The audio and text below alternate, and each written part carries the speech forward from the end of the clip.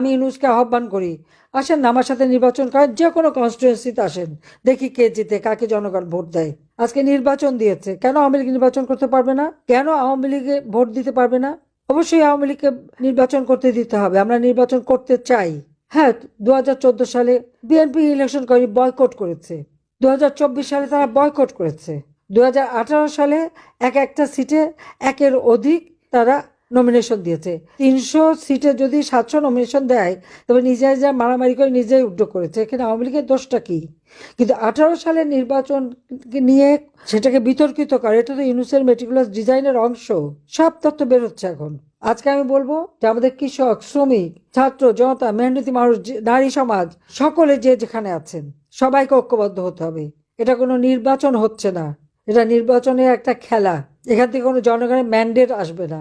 নির্বাচন নামে একটা প্রহসন হচ্ছে, যেখানে আওয়ামী লীগ অংশগ্রহণ করতে পারে না, সেটাখানে আবার নির্বাচন কিসের?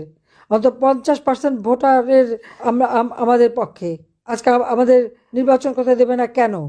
আমি ইউনূসকে আহ্বান করি, আসেন না আমার সাথে নির্বাচন করেন, যে কোনো কনস্টিটুয়েন্সিতে আসেন, দেখি কে জিতে, কাকে জনগণ ভোট দেয়। তখন না বুঝতে পারবো। সেটা তো করতে পারবে না, সে সাহস নাই। কারণ রক্ত চোষা আর কেউ ভোট দেবে না, জানে তা ভালো করে। গরিবের রক্ত চুষে খেয়েছে তো, আর টাকা পাচার করে বিদেশে সম্পদের পাহাড় গড়েছে, বাংলাদেশে কোনোদিন 1 টাকাও বিনিয়োগ করেনি, তো তার আবার কে ভোট দেবে? সেই জন্যই তো ভোট চুরি করে ক্ষমতা আসতে চাচ্ছে। এখন ক্ষমতা ডাকাতি করে নিয়েছে, আর ভোট চুরি করে তার অবৈধ ক্ষমতা বৈধ করার প্রচেষ্টা। আমি দেশের সকল মানুষকে আমি বলবো, আপনারা এইরকম অন্যায় অবিচার চলতে পারে না। অবশ্যই যারা আপনাদের পরিবারের উপর হামলা করেছে, আপনাদের উপর নির্যাতন করেছে, একদিন তার বিচার হবে। শুধু নাম ঠিকানাগুলি রেখে দেন, সব নাম ঠিকানাগুলি রেখে দেন, ভুলবেন না। এটার জন্য মনে থাকে, আওয়ামী লীগের আবার নিয়ম আছে। আওয়ামী লীগ খুব উদার, যত মায়ের খাক গুতা খাক আবার ভুলে যায়। 2001-এ বিএনপির হাতে নির্যাতিত হয়ে পরে তো আর কেউ কোনো কিছু বলেনি, এবার আর ছাড়া নাই। ইনশাল্লাহ দিন ফিরে আসবে, বাংলাদেশের জয় একদিন হবেই, জনগণের জয় হবে। অবৈধভাবে ক্ষমতা দখলকারী ইউনূস, সে কিভাবে আওয়ামী লীগকে ব্যান করে? তার কি অধিকার আছে? তাকে আমি প্রশ্ন করি যে সে কি জনগণের ম্যান্ডেট নিয়ে ক্ষমতা এসেছে, জনগণের ভোটে ক্ষমতা এসেছে? তা তো নয়। আর তারপরে আওয়ামী লীগকে ব্যান করে। তার কি কোনো অধিকার আছে আওয়ামী লীগকে ব্যান করার? তার কি কোনো অধিকার আছে যে আওয়ামী লীগের কেউ ভোট দিতে পারবে না বা নির্বাচনে অংশগ্রহণ করতে পারবে না? কেন পারবে না? সেটাই আমার প্রশ্ন। এই লাশের উপর পাড়া দিয়েই তো ডক্টর মোহাম্মদ ইউনূস ক্ষমতাটা দখল করেছে, এটা কারো ভুললে চলবে না।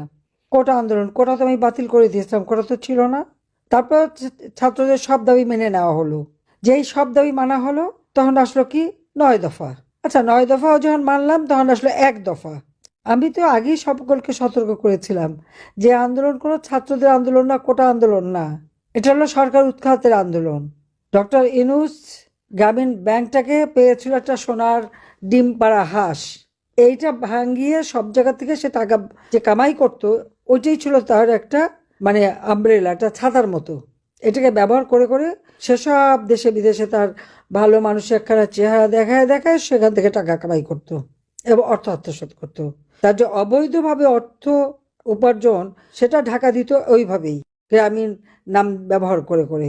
ইউনূস ক্ষমতা আসতে না আসতেই প্রত্যেক কারাগারে যত জঙ্গি, সন্ত্রাসী, খুনি যারা জেলে ছিল, সবাইকে কিন্তু ছেড়ে দিয়েছে। প্রশাসনে আমরা দেখি যে সরকারি কর্মকর্তা, পুলিশ, সেনাবাহিনী, সশস্ত্র বাহিনীর সদস্য, সবার বিরুদ্ধে মামলা। আর আমরা আওয়ামী লীগের নেতা কর্মী, আমাদের সহযোগী সংগঠন, মুক্তিযোদ্ধা পরিবার বা আমাদের 14 দলীয় নেতা, সবার বিরুদ্ধে মামলা হামলা দিয়ে তাদেরকে নানাভাবে নির্যাতন চালাচ্ছে। হ্যাঁ, আমার বিরুদ্ধে তো কি, আমি নাকি মানবাধিকার লঙ্ঘন করেছি। আজকে বাংলাদেশে যে প্রতিদিন হত্যা হচ্ছে, মানুষের জীবন মান কেড়ে নেওয়া হচ্ছে, দ্রব্যমূল্যের ঊর্ধ্ব গতিতে মানুষ দিশেহারা, মানুষের ঘর বাড়ি জ্বালিয়ে পুড়ে ছারখার করে দিচ্ছে, ওগুলো কি মানবতা রক্ষা করা? আজকে আমার 1.5 লক্ষর উপর নেতা কর্মীকে গ্রেপ্তার করেছে, এর মধ্যে অনেকে টাকা পয়সা কোনো মতো খরচ করে জামিন পেয়েছে, আবার কেউ যদি একটা জামিন পায় তাকে আরও 5টা মামলা দেয়।